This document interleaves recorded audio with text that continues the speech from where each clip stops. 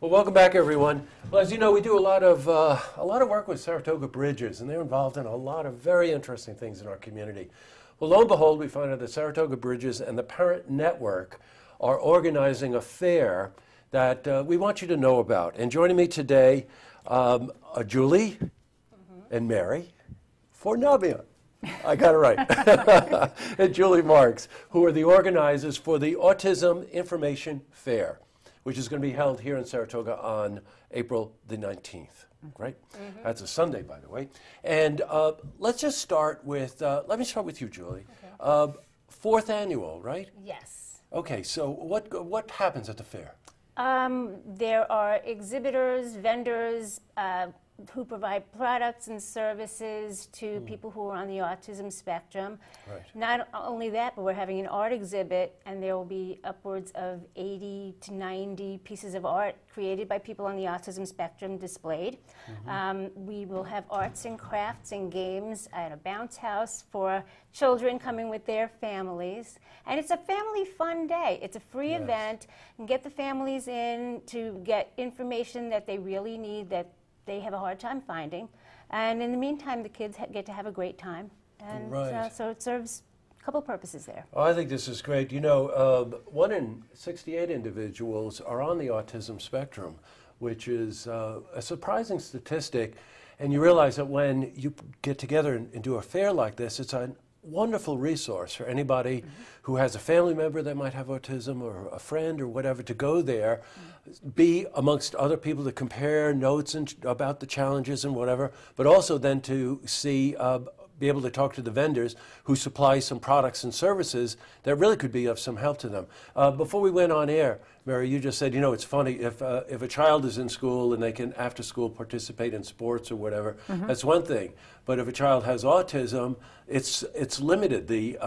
The opportunities are somewhat limited, right? So here's a here's a chance to get to talk to some people to open up some of those opportunities. Right, right. And we will have many vendors that will offer social recreational activities for families. Right. So there'll be sports programs, there'll be summer camp programs, therapeutic horseback riding programs, a number of social things that neurotypical children can do on an everyday basis that children on the autism spectrum necessarily can't do without those supports in place. So we will have those types of vendors at the fair. And I think you were telling me that there's over 70 or close to 75 vendors? Correct. Well, that's pretty remarkable. So there's a chance to talk to them about, after, like you were saying, after school. Give me those, again, the different categories of the vendors there. Well, there are products and services. Right. There's school programs, camp programs, recreation programs, different types of service providers, different therapies, other adaptive programs. You name, if you can think of it, it's there. Boy, I tell you, what a fabulous resource. Additionally, there'll be some college programs there, college programs that offer supports for individuals on the autism spectrum and other learning disabilities as well, so that's a little bit unique to us. There'll be a number of authors there, and other providers that provide support groups for parents as well. All in the environment of a fair with fun and whatever. Yes. You mentioned before we went on air that all kinds of activities for the kids, right? Yes. Arts and crafts and games, a bounce house. house. Bounce House house. goes well. And all of that is run by the Skidmore Psychology Department, Dr. Rachel Mann-Rosen. That's right. Her students come in and do the arts and crafts and the games with the kids. The idea being that the arts and crafts is in the center, at the city center in our room, and then the vendors are around the outside, so parents can leave their children if they choose to with the students, while they can go and look at the vendors and gather information. And the same for the bounce house too. It's worked really well. I bet. One thing that really struck me, there's an art show. And I did an interview recently where we were talking about if someone does have a challenge in communicating, that a lot of times through music and through art, they have the ability to really express themselves. And I've seen some of this artwork. It's pretty phenomenal. And tell us a bit about the art exhibit. We have, what would we say, close to 80 pieces of art this year. Almost 90 this year as compared to last year. I think it's double than what we had last year. And the type of art, at least, that came in last year were sculptures, paintings, and drawings There were a number of photography, yes, a number of people actually to ask to purchase some of that work as well.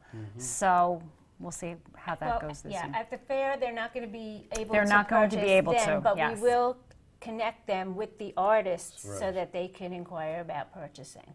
Right. And just to add one layer of that, sure. there's the art is also a way for some of these folks to make a living. There's an organization out in, well, we have our own. We have Saratoga Bridges has an arm to them called Creative Endeavors, and they create art, and they have a store in Boston Spa. There's an organization out in Phoenix, Arizona called the Excel Group. They focus on millinery, making hats. And they make, amongst other things, they make society hats, which are perfect for the racetrack. I found them, I called them, they thought I was crazy. They sent me some hats, they sent me order forms, and people are welcome to buy them, order them, and it's the perfect racetrack hat. So Well, you want to say it's just there. a wealth of information Right. and just the opportunity, like I said, to connect with other parents and friends and neighbors Yes. and vendors who specialize in the kind of activities and things that we're talking about in those products and services. I'm going to recap so that our viewers know. Sunday, April 19 at the Saratoga City Center, 12 to 3 o'clock, Autism Information Fair. A lot of vendors, a lot of activities, a fun day for the family. Bring the family, bring your friends, and learn what you can about all of the issues related to autism. Great. Thank you very much for coming in. Nice to have you here. Thank you for having us. Okay. To see this interview again, you can head to our website, looktvonline.com.